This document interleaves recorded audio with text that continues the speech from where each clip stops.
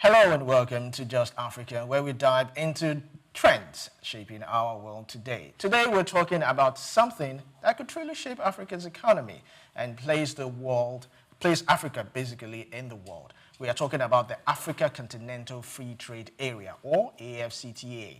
Now, for short, we could be looking at AfCFTA, or we will be looking at AfCFTA as a catalyst for economic integration and opportunity. Now, it's not just a policy acronym.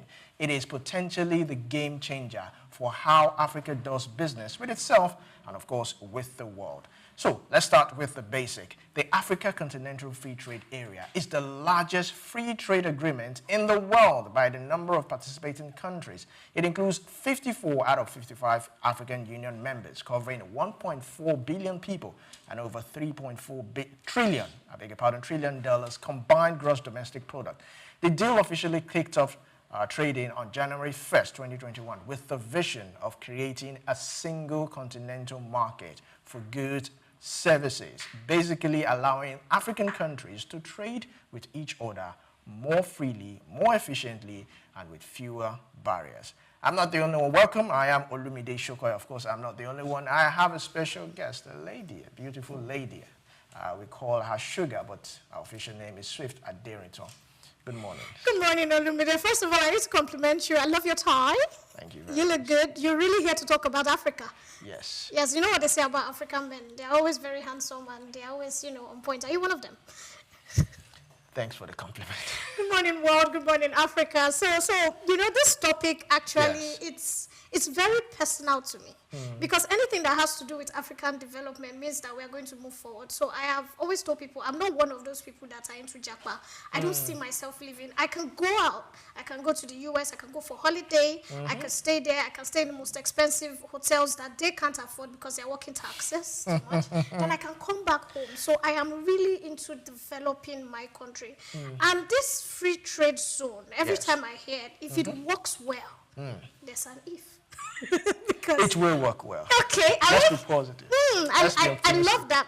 But before we start the free trade zone, because your introduction blew my mind when you talked about the economic catalyst, and I was like, that is what this is.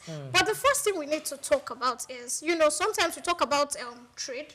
We always forget that our forefathers, that's before we were colonized in Africa, they already had a trading system. Yes. Look at the Ghana Empire, the Malian Empire, Songhai Kingdom, Great Benin Empire, Oyo Empire. They even went as far as conquering Ghana. These people had trading routes.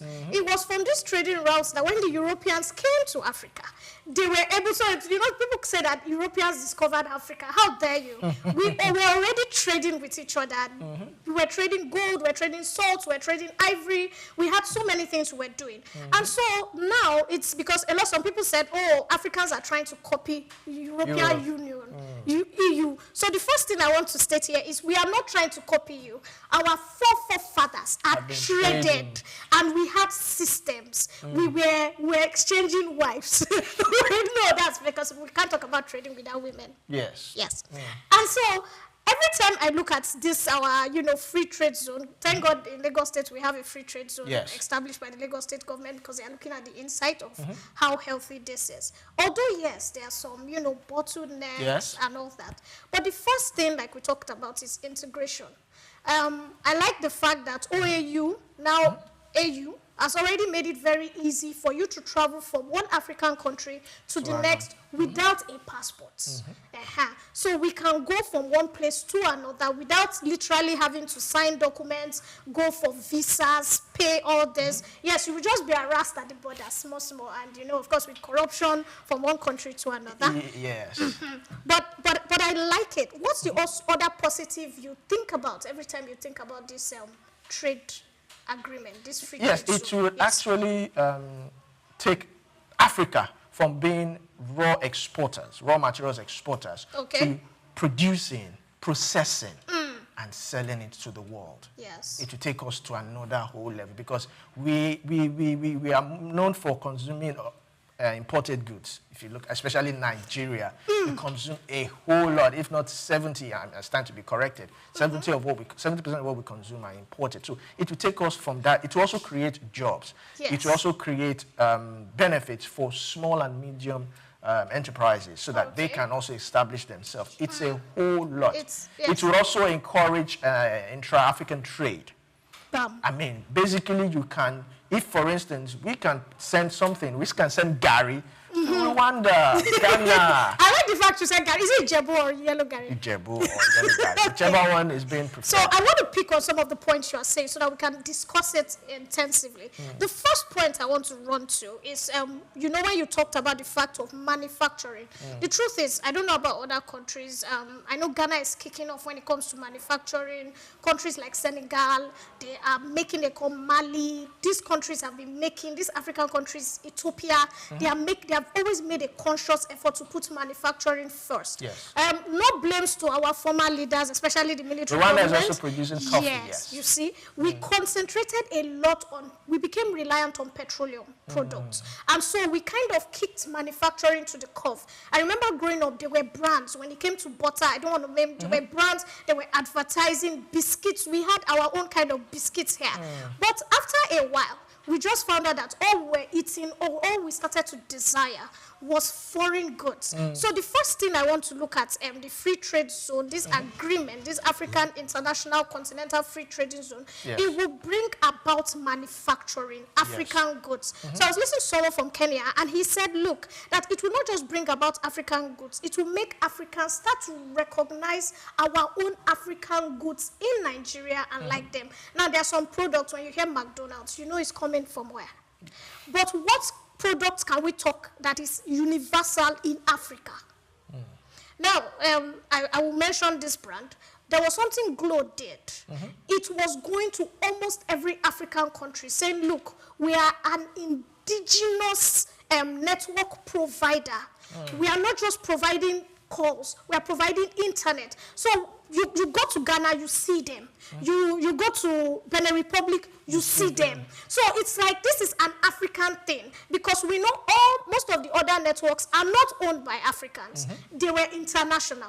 So I like the fact that it was a conscious effort, and that's what he was talking about, that Africa needs to have specific brands, that when you look at this brand, so I look at this phone, and maybe it's called Swift phone. When you look at it, you know, okay, it's from Nigeria, they partnered with some, it's owned by 2 countries, Nigeria and Ghana. And so when people in Mali are using it, they feel proud. The next thing about this free trade is we need to educate our children, especially children that are coming up, that look, buy Africa, buy Nigeria, be Nigeria. I remember growing up, there was this advert called Andrew No They Go Anywhere. And they were trying to say, where you won't go, or you are no good like our own Nigeria. These were adverts we grew up with, because they were intentional PR motivations to shaping the minds of children that look, grow Africa, say Africa. I sit with young children, I ask them, where do they want to go? The first thing, I need to get to this. America, and I'm London. like, no, what food do you want to eat? Fried rice. And I'm like, no, that's not our culture. I want to see you do amala. Yes, there are some amala spots. Now imagine you walking away from a good amala spot in Nigeria, you go to Ghana, and you meet it there. You go to Mali, you meet it there. You even go to Saudi Arabia, and you meet it there. So this and it's not expensive. Let's put that in mind. That's important. So this franchise is what's key. Now, coming back to manufacturing, when the treaty was signed by Nigeria, because Nigeria eventually signed, I think, in 2019 by Buhari. Former President Buhari. By 2018, Buhari was skeptical about signing, because he felt that, look, if he signs these deals, it may rub off wrongly on our local manufacturing industries. Now, other African states felt he was being a clog in the wheel of progress, because Nigeria is seen as the big brother. And so when it started, everybody was like, oh, Nigeria, because once Nigeria puts their leg forward, South Africa puts their leg forward, because in the trade agreement, we are told that Nigeria and South Africa have the largest economies. So they are being seen as the force that is going to drive this process of the free trade. The giants of Africa. Yes, we are. I know we are. But why did they put the headquarters in Ghana? I'm just saying, I'm not hating now. That's a problem for me, because I feel the headquarters should have been in Nigeria. If we are the ones that are driving the economic process, we are the ones that are driving the force, then why is it not in Nigeria? $1 billion question.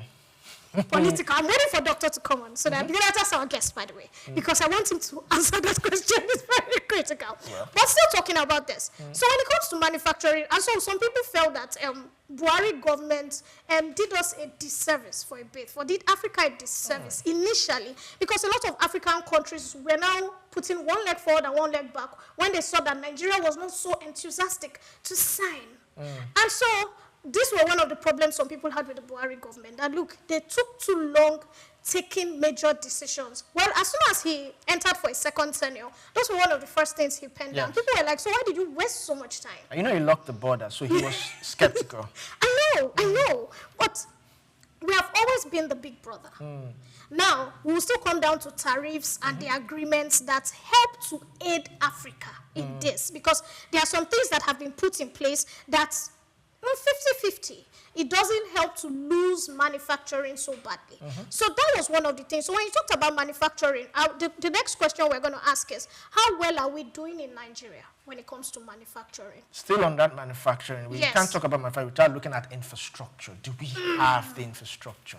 If we say we want to be producing gari, we have cocoa, we have so many things. We have the Ajaokuta still is still there. Billions of dollars sank into that place. Yes. Nothing. We have so many precious stones in Nigeria. And they keep discovering. And they keep discovering. Yes. So do we actually have the infrastructure to build big, large manufacturing companies? You said it when we were growing up. When we were growing up, there's this particular cornflakes that we used to eat. Yes, it was like Africa, Nigeria. Yes. Do you understand? I think the headquarters is in somewhere in the north, either Mina or Niger. Yes, I can't remember where. Yes, it was in the north, yes. So do we actually have, thank God we have Innocent, but Innocent is just maybe 1% or 2% of what we need. We need more. We need to start consuming. And fine, President Tinubu has initiated this Nigeria First policy in procurement that in parastatals, whether federal or state, anything that has to do with procurement should be Nigeria. Should be Nigeria producers should be given that first-hand, consideration, which is quite good. But leadership starts by example. If you are going to procure Nigeria-made things, the SUVs our legislators are using should be purchased from Innocent. Yes. The president should be using. I heard he bought a new car, the Beast.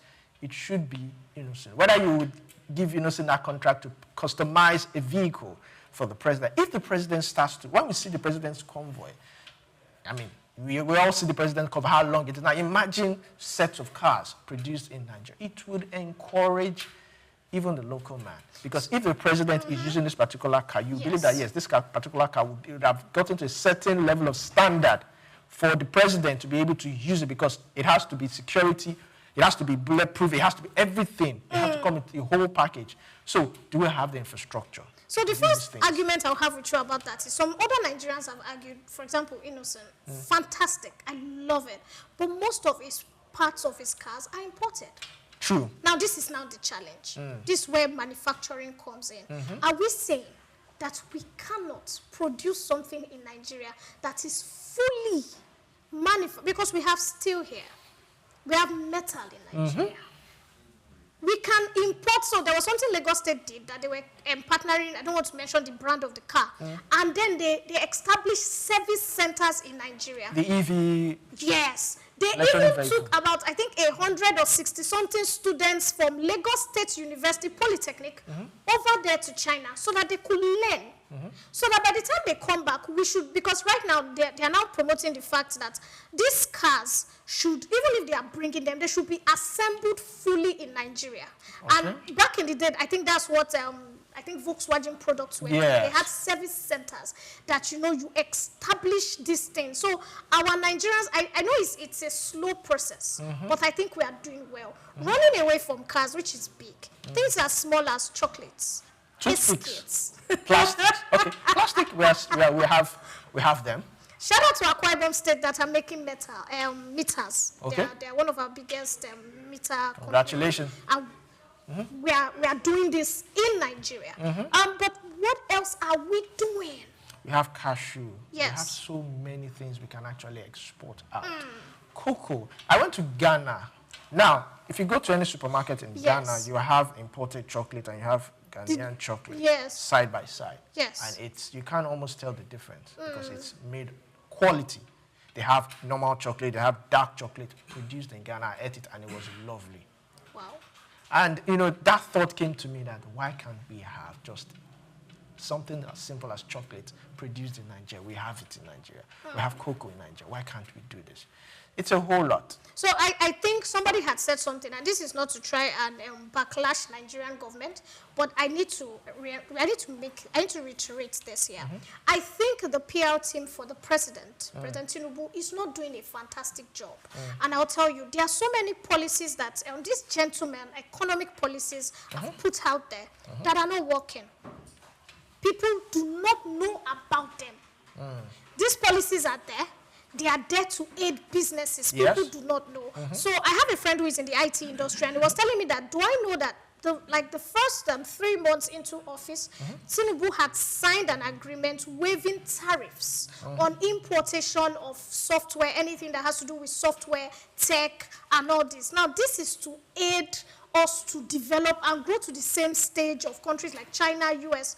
But these things are not out there. People don't know. And someone else was analyzing, if you don't know, and for example, I go to Computer Village to buy a computer, and I bought that computer at 600,000 during Buhari's era, where there was a 50% tariff on it. During Tinubu's era, there should not be a 50% tariff on it. The price should not be 600K. It should be as low as 400 or 300K. Because right now, there is a tariff that your importation is now almost free, from maybe 50-something to 10%. But because the PR, we are not doing, and I also blame us, the media outlets. Maybe if we were doing a more fantastic job, instead of being critical, because I sit down, I'm sorry to use this word, I see so many people and they're talking about Nigeria cannot work. And I'm like, do you have 16 million to relocate from this country? Many of them don't. They don't even have 500,000 in their account. And then you're criticizing the government. And I'm asking the question, if you don't have money to relocate, why don't you sit down?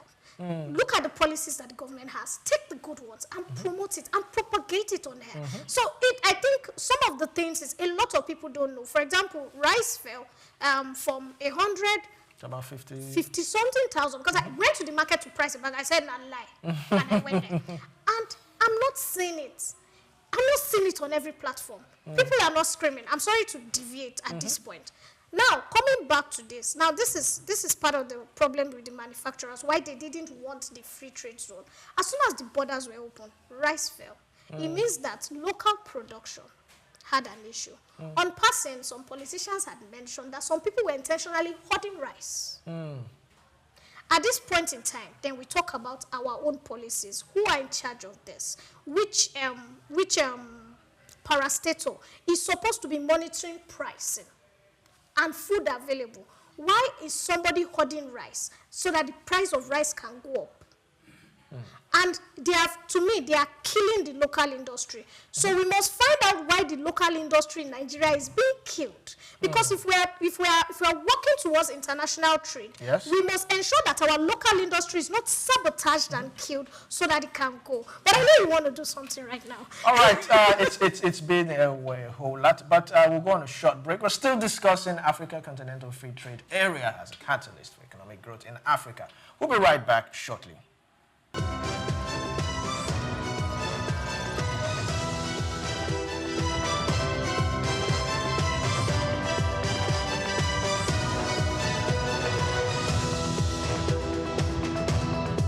We're still looking at the African Continental Free Trade Area as a catalyst for economic integration and opportunity. Now, let's look at some numbers right here, right now.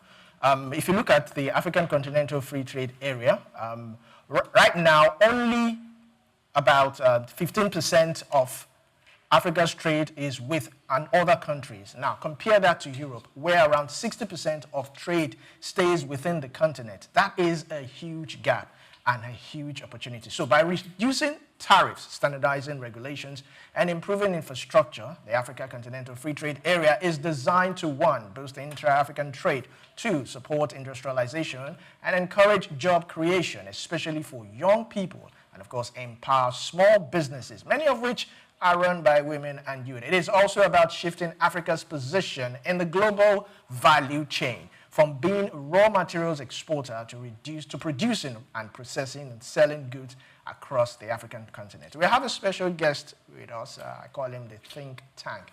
That's Dr. Idahosa. Glad to have you here. It is a pleasure. Welcome. Swift. Dr. Idahosa, good morning. It's so nice to see you. Good to have you on set. Yes, as usual, you're wearing one of those brilliant ties I like.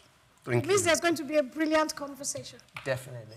I hope so. So we're looking at the African Continental Free Trade Area as a catalyst for economic integration opportunity. Earlier on, Swift and I were talking about manufacturing and asked the fundamental question, do we have the infrastructure if we're going to look at us being producers, processors and exporters of some of our goods, producing our own goods, not just exporting raw materials. Do we have the infrastructure?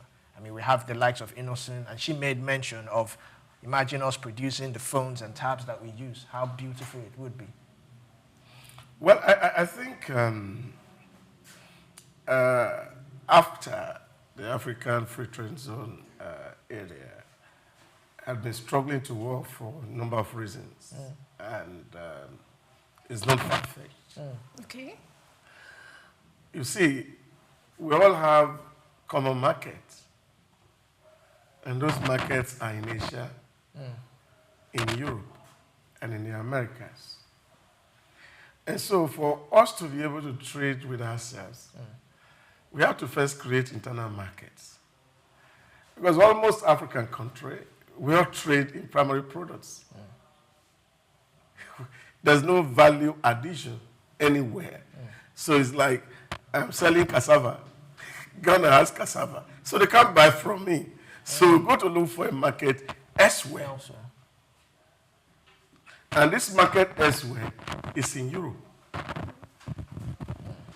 So the only way we can begin to think of a market within Africa is when Africa will begin to specialize in terms of value addition to the primary products that they have.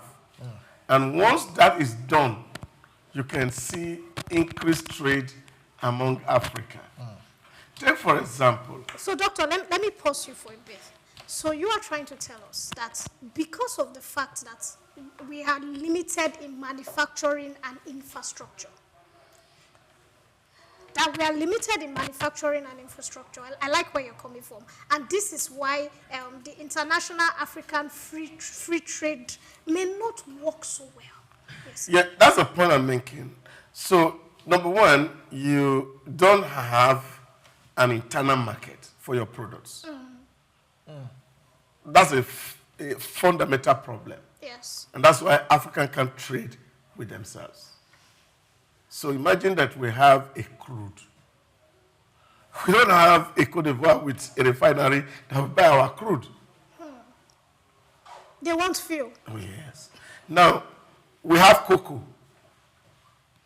We don't have a good chocolate factory. Ghana does. Have you tasted Ghana chocolate? I have. I have been in Ghana too. Can you compare the two? Ghana and... Yes, the Ghanaian chocolate. Yes. And the one that comes from Switzerland. Can you compare the two? The difference is just minimal. It's not minimal. It's massive. And that's why even in Ghana, they will prefer to buy the one that comes from Switzerland than buy the local one made in Ghana. So what I'm saying to you is that what's the capacity of these chocolate produced in Ghana? Can it meet the demand of Nigerian market? That's a question you have to ask. So at this point, sir, I'll tell you it's PR. No. Let me tell you, sir. Noodles. I have friends who left Nigeria and took noodles abroad. And when they tested our noodles, they were like, wow, this is way better than what we have here. No. Yes, sir. Yes, sir. Wait. You understand what it is. We are not talking about somebody who use Ghana must go to take 2 pack of noodles to England. You're talking about 40-feet container, 20, 30, 100 leaving your country. So where's that capacity you don't have at the moment? So that's the point. So what you're seeing here is the fact that most of these things that we're talking about, we are even importing the raw to produce here because we are not growing them here. So we produce and then we ship. We export. But we're selling within ourselves. So because we are at the same rudimentary level in Africa. So that inter-Africa trade is restricted. So our common market is first and foremost in Europe, in the Americas, and then, of course, in Asia. So we sell all our primary product to these countries and in exchange of the foreign products. So Africa needs to specialize. Take, for example, if you want dairy products, you go to Denmark. Yes. If you want to drink beer, you go to Germany. If you want good wine, you go to Spain. You see, these markets are specialized.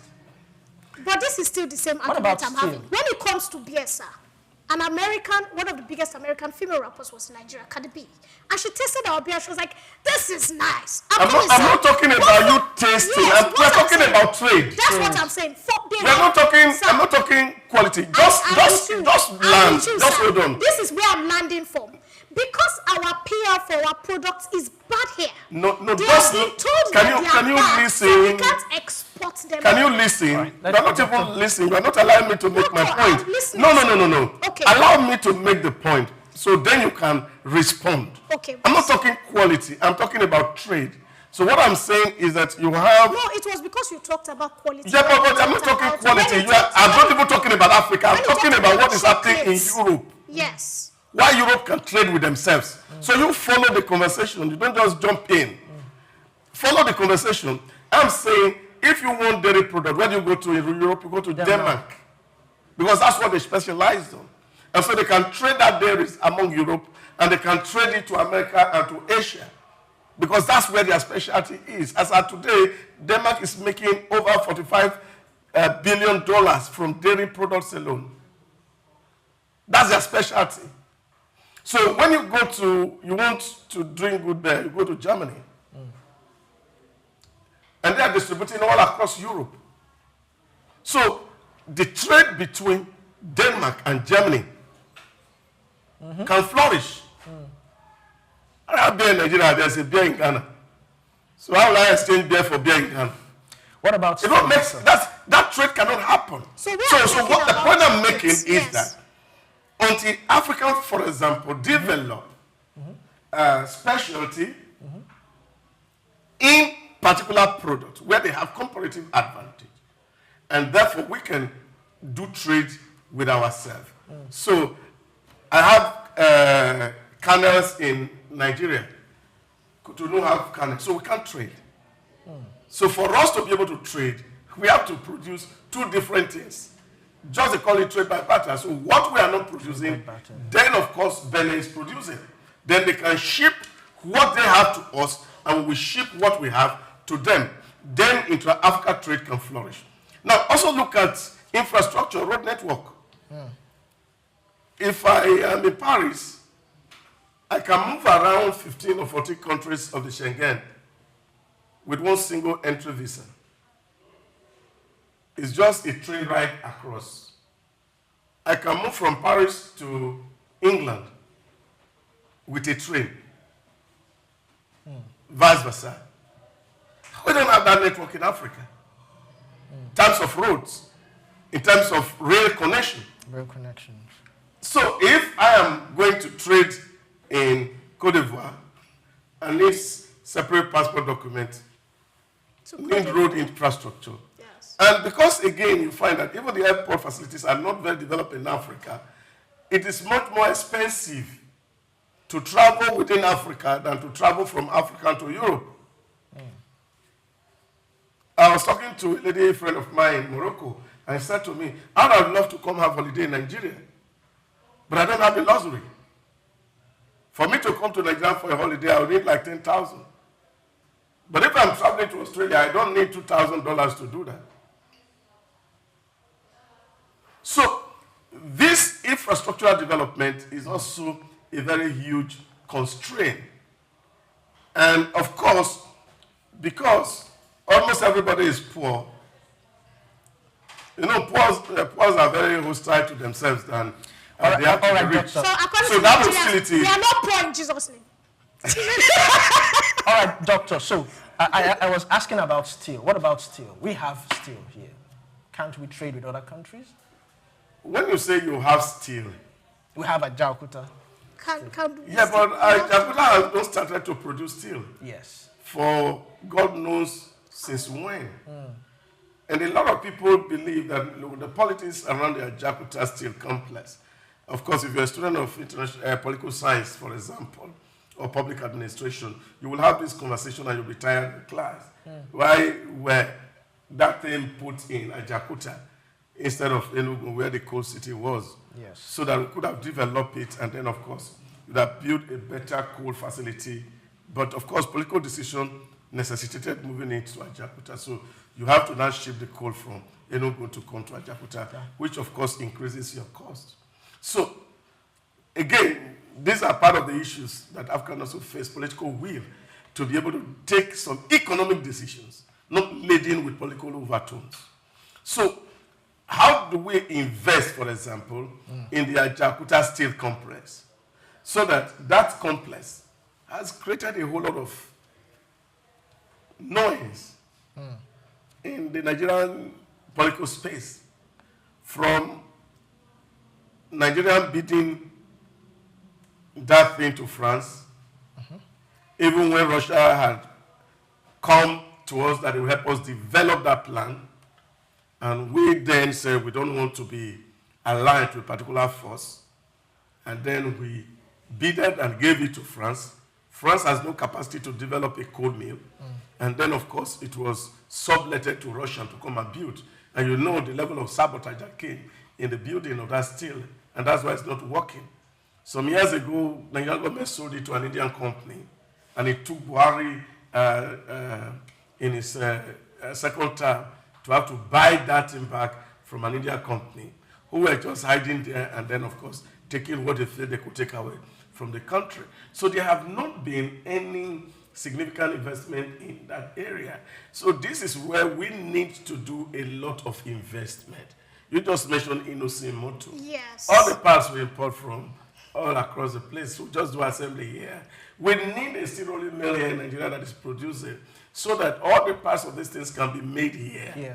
That even if we are going to import anything, it will be things that we cannot source locally from this environment. But so this is where Africa needs to open up each door for foreign partners, not just to trade in primary goods, but to ensure that they invest heavily to add value to our primary products. Okay. So that what nature has given to different Africans, as we develop it, it will foster trade intra-Africa. So, please, Olumide, I need to pause it here.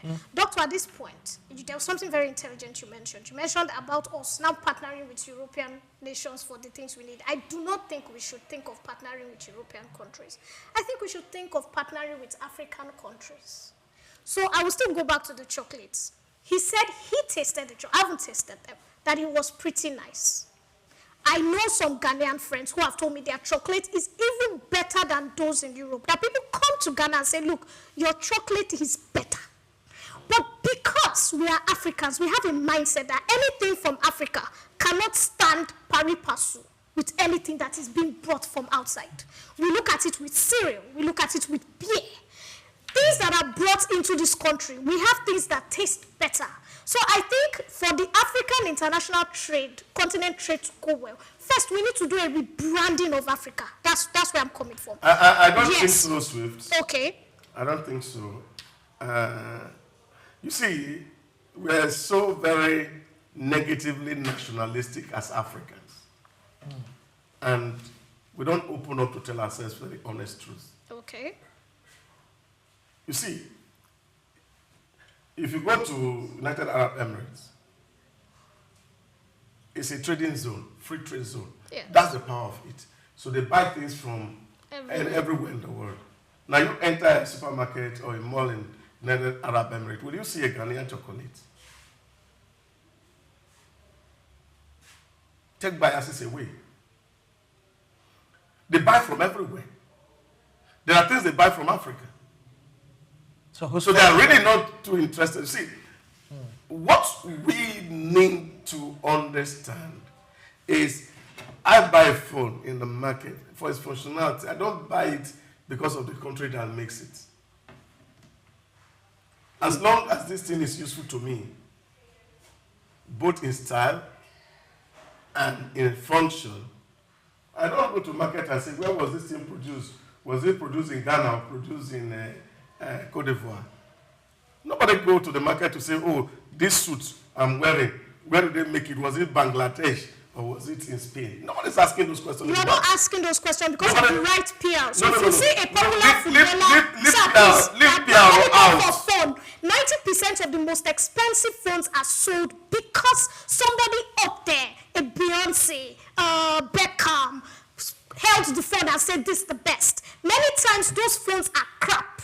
There are so many phones in Nigeria. There's a particular product which I will not want to mention. Once you have used it for a year, it crashes. But people buy it year in, year out because your biggest celebrities advertise it. He's still talking about Africa. No. There are so many amazing things, sir. Why I agree with your plan. Let me be done too, sir. So you talked about why don't we have chocolates being sold, Nigerian Ghanaian chocolate being sold in Dubai. I'll tell you why. Because even Nigerians will not buy the chocolate from Ghana even if it's better. They will rather buy something from Europe. No.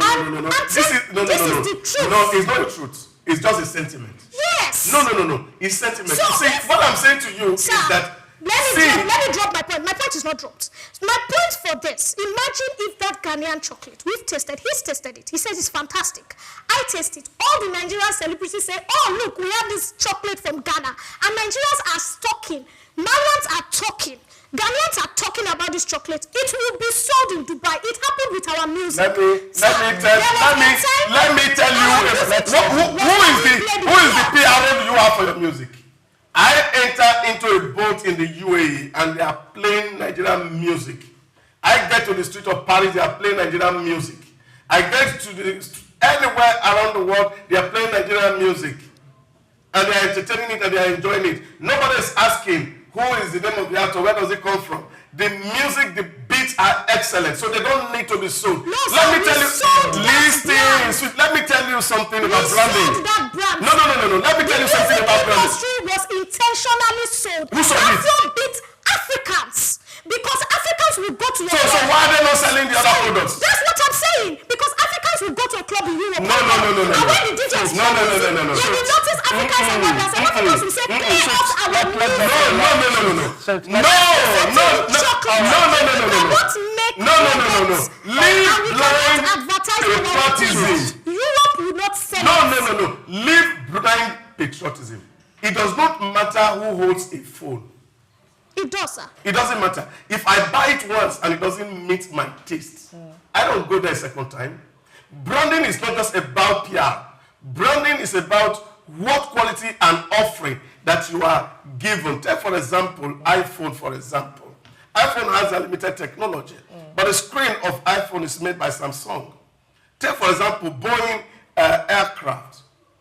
20,000 suppliers globally across 20 countries in the world, supplying each part for Boeing. They don't ask where your product is coming from. See, what I'm saying to you is this.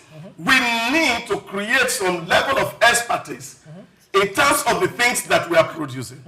So that when the world sees what we have, and they see the quality that comes with it, they are not going to ask the color. Because everybody buys functionality. You can't tell, in short, I use this example. When you look at one of my friends, God bless her, so now, he late was, never again, I won't drive foreign-made car. I will buy Nigerian-made car. So he bought one Jeep. The first day he drove it, the thing didn't move jar. So he take it, they brought it back, the same issue. Then he went back to buy Tokumbo and start to use. You see, people want to use African products. They say in my local village, if you have not gone out before, you would think that your mother cooked the best soup. Because that's what taste you are used to. So by the time you have to compare with other tastes, you will discover it is not. So what I am saying is that Africans, we need to up our game. Take, for example, Turkey. Furniture. That's all. All that Turkey trades, apart from where their major revenue comes from, is furniture.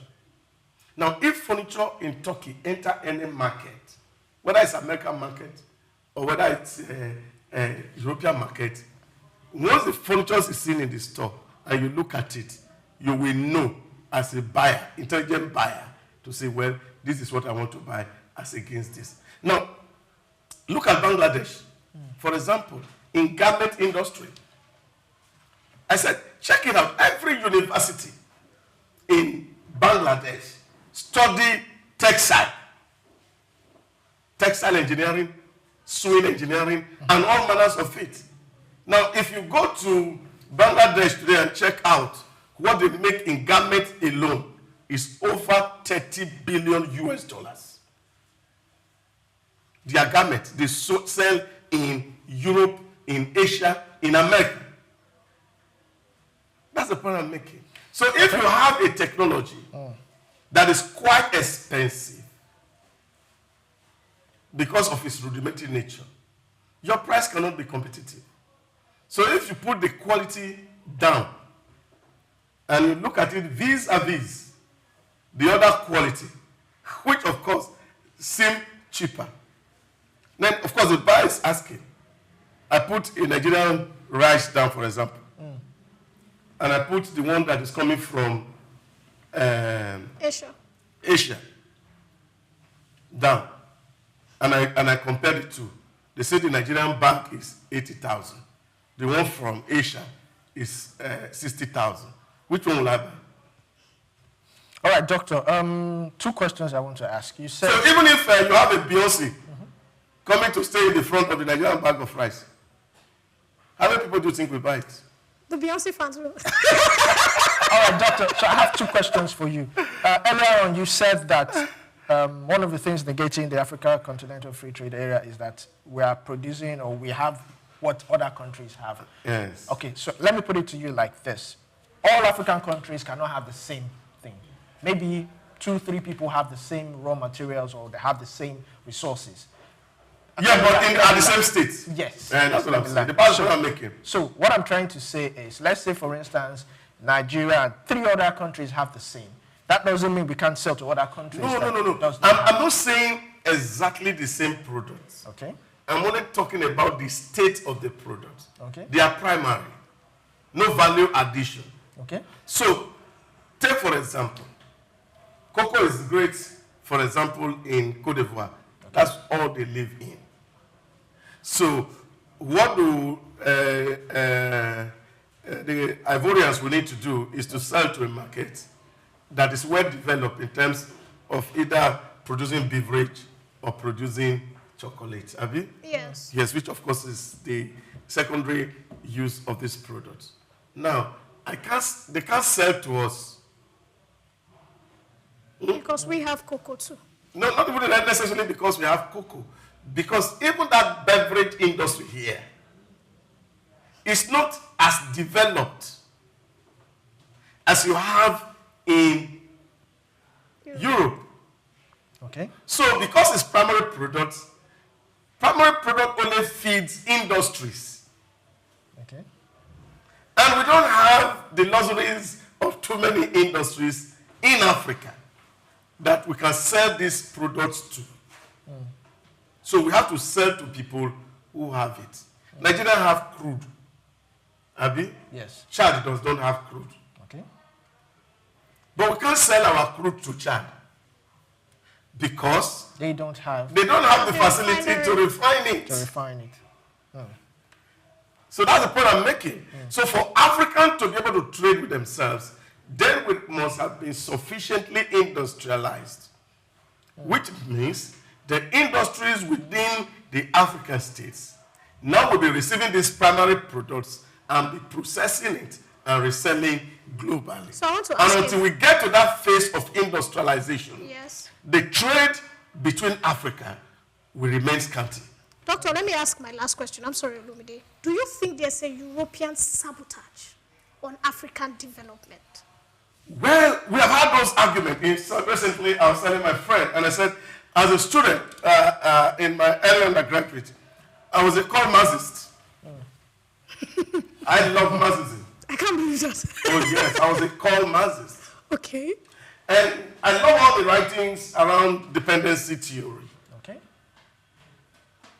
All the conspiratorial theories about Europe not allowing Africa to grow.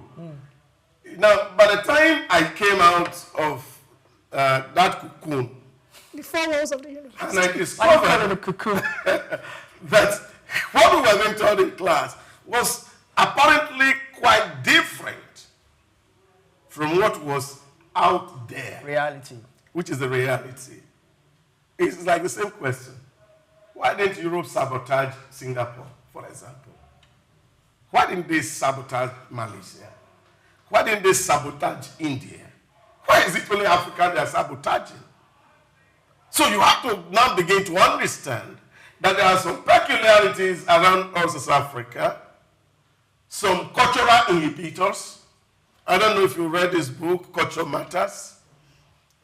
Said, of course, no matter how brilliant your strategies may look like, culture, we eat it for a breakfast. So you see that in the African continent, there are a lot of cultural inhibitions, which of course is affecting the way we respond and react to a lot of issues. So until we are able to actually get back to those inhibitions, we will not be able to make significant progress because we are more enemy to ourselves than external. Take for example, why will somebody take money from another person and ask them to come and dump something that they know that is toxic and dangerous to the head of their people, and then we blame it on the European? My mother didn't go to school too well. He told me usually while she was alive, a fool for 40 is a fool forever. If 60 years after independence, we don't have common sense and cannot sit down to think, then something is wrong with our collective mentality. So we should not blame Europe for what we are. We should blame ourselves at our inability. You see, somebody asked me, for example, why do I need to go to Chatham House to go and prove that I want to govern Nigeria? Why do I need the endorsement of America to govern Ghana? I don't need it. So what I need is the consent of my people. So this European conspiracy, I don't think is any more substantial anymore.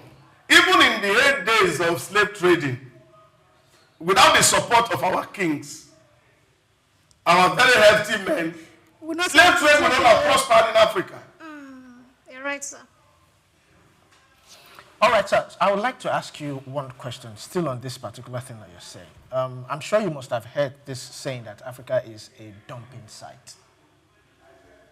That people bring in some of these things that they know that would not benefit Africa, they bring it into Africa. But you are saying that it's the mentality that we have. So how would you define this? You know, a story is told of two set of people who were building a very big mansion. And then they came to the very first mason and said, what are you doing? They said, I'm molding block. And they asked the second one, what are you doing? And he said, well, I'm building a cathedral.